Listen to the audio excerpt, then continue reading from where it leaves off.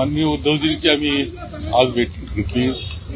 आम्ही विधिमंडळ काँग्रेसचे नेते विजय वडेट्टीवारजी, उपनेते अनिल पटेलजी, आम्ही सर्वजण तिघं एकत्र भेटलेलो आहे आणि महाराष्ट्रातलं जे पुढचं भविष्य काळातलं राजकारण आहे, ज्या निवडणुका स्थानिक स्वराज्य संस्थेच्या येणार आहे त्याबाबतीत सुद्धा एक सविस्तर चर्चा आम्ही केलेली आहे। याशिवाय विधान परिषद सुद्धा विरोधी पक्ष नेतेपद आज मोकळं आहे, झालेलं आहे, खाली आहे। विधानसभेचं सुद्धा विरोधी पक्ष नेतेपद भरलं गेलेलं नाही। या सगळ्या गोष्टींची चर्चा आम्ही केलेली आहे, सविस्तर चर्चा झालेली आहे। पुढचा जो काळ आहे त्याबाबतीत जे राजकारण आहे, स्थानिक स्वराज्य संस्था निवडणुका आहे, याबाबतीत आम्ही एकत्र पद्धतीनं निर्णय करतो आहोत। तुमची ताकद विधान परिषदेत आमदारांची संख्या जास्त आहे, विधान परिषद विरोधी पक्ष नेते पदावर नाही आहे ना, म्हणजे आम्ही ते सुद्धा आम्ही विनंती केलेलीच आहे ती सुद्धा। आता फक्त विधानसभेचं सुद्धा आज ते खाली आहे, हे दोन्ही गोष्टी आहेत।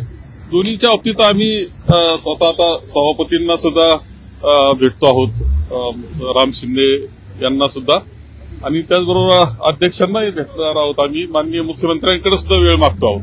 बाळासाहेब भास्कर जाधवांचं नाव दिलेलं आहे, पण त्यांचं विरोधी पक्ष नेतेपद होत नाही।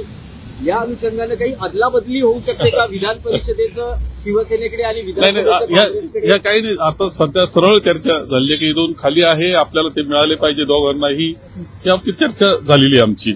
आणखी आमचे विधिमंडळ काँग्रेसचे नेते विजय वडेट्टीवारजी आपल्याबरोबर बोलतील। नाही, या संदर्भात आज एकदम सविस्तर चर्चा झाली आणि अनेक विषयावर चर्चा झाली।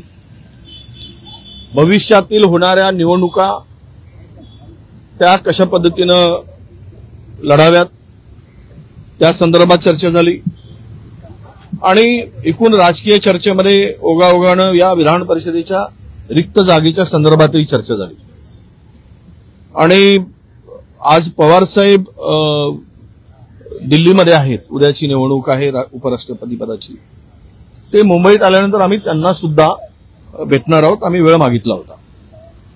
आणि यानंतर मुख्यमंत्र्यांशी सुद्धा आम्ही चर्चा करणार आहोत। संख्याबळानुसार आमच्याकडे आहेच ते विधान परिषदेमध्ये, त्यात काही दोमत नाही, म्हणून या विषयाला घेऊनच आजची ही चर्चा होती। नाही, त्या चर्चेमध्ये खरं तर संपूर्ण दोन्ही खाली आणि वर दोनही पदांची एकत्रित आपण भरलेच पाहिजे दोनही पद, त्याची चर्चा नक्की पॉझिटिव्हच झाली आमची सगळी। काय ते आता आमच्याकडे तो निर्णय नसतो, दिल्लीवरून आमच्या हायकमांडकडून जो निर्णय येतो त्यावर ते अंतिम निर्णय होतो। सतीश पाटील यांना चर्चेत होतं, हो ना, आहेच ना, त्यांचं नाव चर्चेत आहेच, त्याबद्दल काही दुमत नाही। वडेट्टीवार साहेब एक मराठीत प्रश्न आणखी आहे।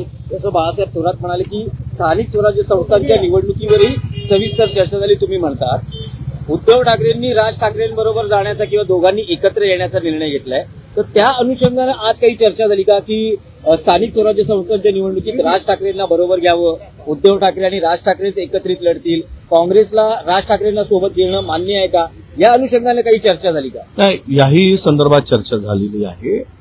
आम्ही उद्धवजींशी झालेली चर्चा, उद्धव साहेबांबरोबर आम्ही दिल्लीच्या आमच्या हायकमांडशी चर्चा करणार आहोत आणि हायकमांडच्या चर्चेनंतर यावर आम्हाला अधिक भाष्य करता येईल।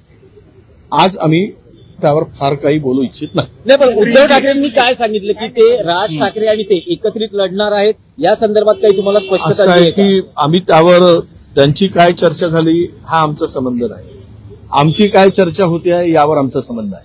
नाही, त्यामुळे आम्ही आघाडीत आहोत, आम्ही दोघांनी किंवा तिघांनी मिळून आमच्या आघाडीतील तिघांनी एकत्रित निवडणुकीच्या संदर्भात कसं पुढे जायचं यावर चर्चा झाली। याआधी उद्धव ठाकरेंनी अनेकदा भाषणं असतील किंवा पत्रकार परिषदेत त्यांनी सांगितलेलं आहे की राज ठाकरे आणि मी एकत्र निवडणुका लढतो। आज त्या बाबतीतली तुम्हाला काही स्पष्टता दिली का या चर्चेमध्ये? मी त्या संदर्भातच बोललो, परत पुन्हा रिपीट करतो आहे, ती जी चर्चा झाली त्या संदर्भात दिल्लीशी आम्ही बोलू, दिल्ली आमचे हायकमांड आहेत. हायकमांडच्या चर्चेनंतर तुम्हाला आम्ही सगळी सविस्तर माहिती